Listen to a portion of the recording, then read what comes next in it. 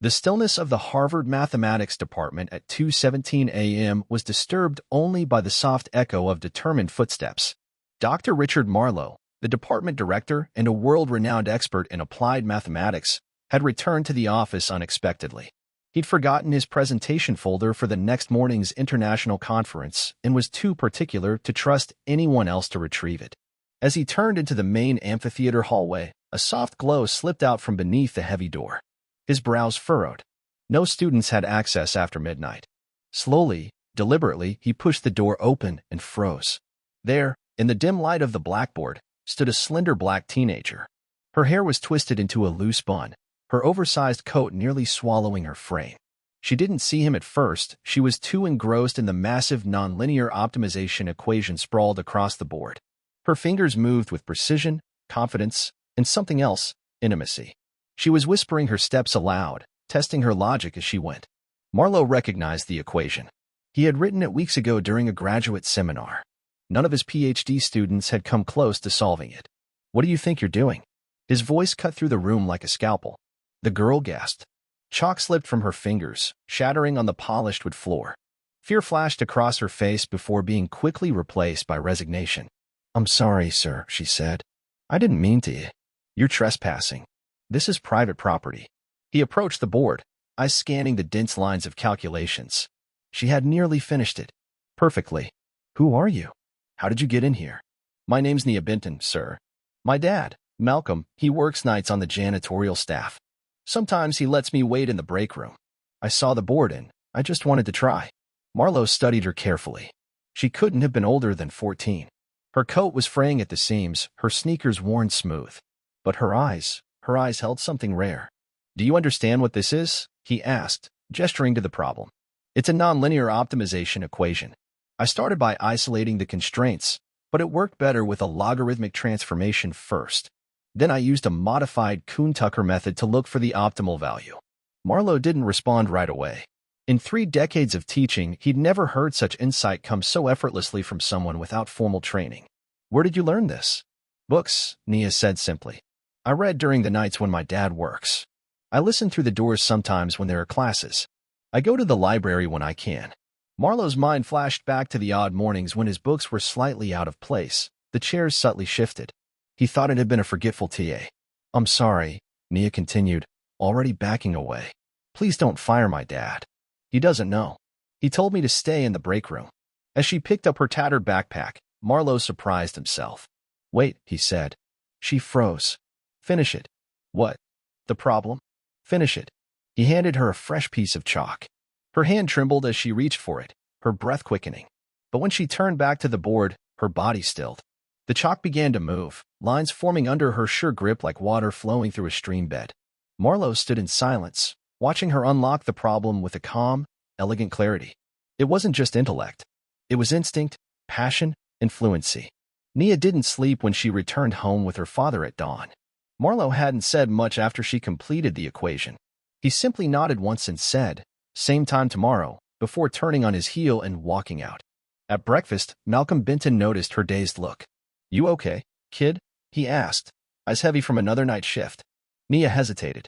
"Yeah, just tired." But at school, her focus slipped. Her math teacher, Ms. Ayres, noticed. She'd always recognized something extraordinary in Nia and had gone out of her way to give her additional books and challenge problems. "You seem off today," she said after class. "I met someone. A professor. He saw my work and asked me to come back." Ms. Ayres didn't need to ask where. "Then go.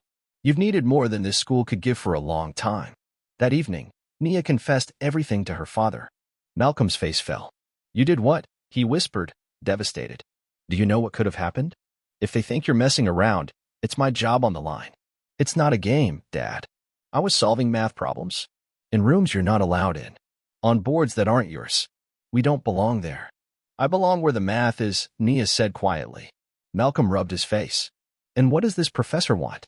To gawk at you like you're some math prodigy in a sideshow?" But when they got to the building, Dr. Marlowe was already waiting.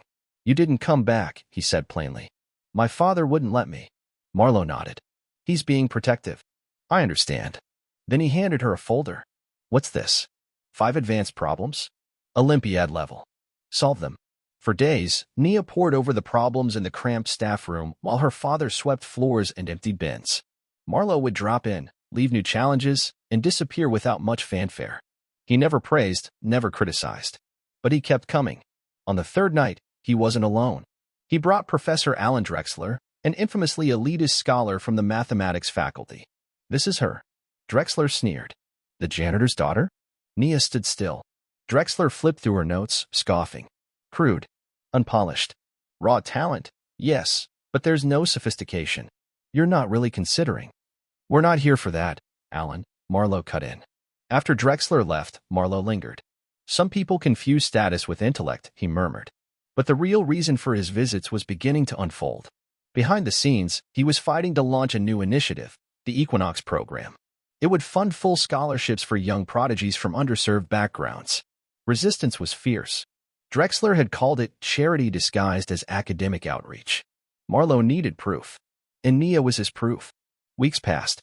Then, one evening, he brought a pamphlet instead of problems. "There's a vote tomorrow," he said. "The university's Diversity and Access Committee. We're pushing for Equinox funding. I want you to be there." Nia blinked. "You want me to speak?"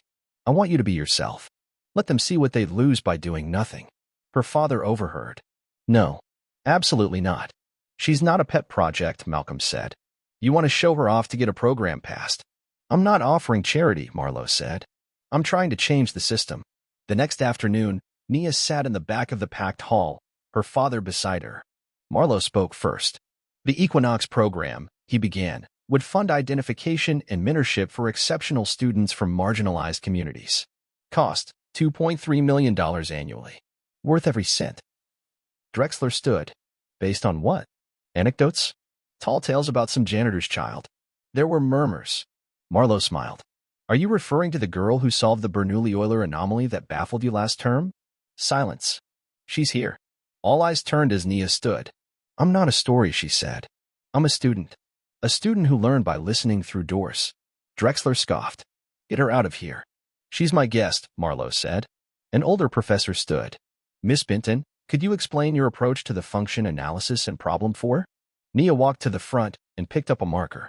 With calm precision, she diagrammed her thinking. The room fell silent. Then applause. Hesitant at first, then growing. The vote passed. 14 in favor, 3 against. As the crowd dispersed, Drexler leaned toward Marlowe. "You've turned this place into a circus." "No," Marlowe replied. "You just never knew how many rings were already in it." Over the next year, Equinox flourished. 47 students like Nia, brilliant, overlooked, received scholarships. Test scores climbed. Alumni support exploded. The program spread to other Ivy League campuses. Drexler resigned. When his leaked comments calling the students charity experiments surfaced, Columbia rescinded their job offer. One spring day, Marlowe stood at his window and watched Nia cross Harvard Yard. No longer a trespasser, she wore a campus ID badge and carried a stack of advanced texts. She wasn't hiding anymore. Later that week, she spoke at a symposium attended by universities considering similar programs. "Genius isn't privilege," she said. "It's resilience. It's studying at midnight in a staff room because there's nowhere else to go. It's seeing barriers as puzzles to be solved." In the front row, Malcolm Benton watched his daughter with tears in his eyes. Beside him, Ms. Ayres beamed with pride. When the event ended, Marlowe and Nia walked side by side through the quad. "When you found me that night," she asked, "were you looking for a genius?" He shook his head. "I was looking for a reason to believe that change was still possible. And because of her, it was."